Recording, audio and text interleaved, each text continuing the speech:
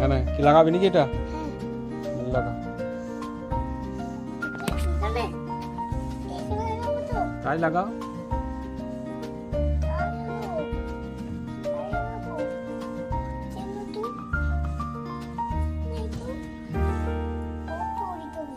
গর্ত করতে হবে। গর্ত করে দিলে তারপরে বাড়ি চাপা দিতে হবে।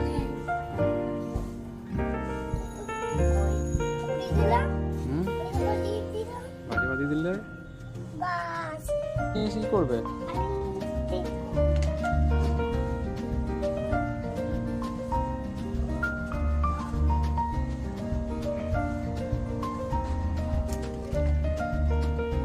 দেখি তো, দেখি। মা হাত তো নোংরা হয়ে গেছে। আমার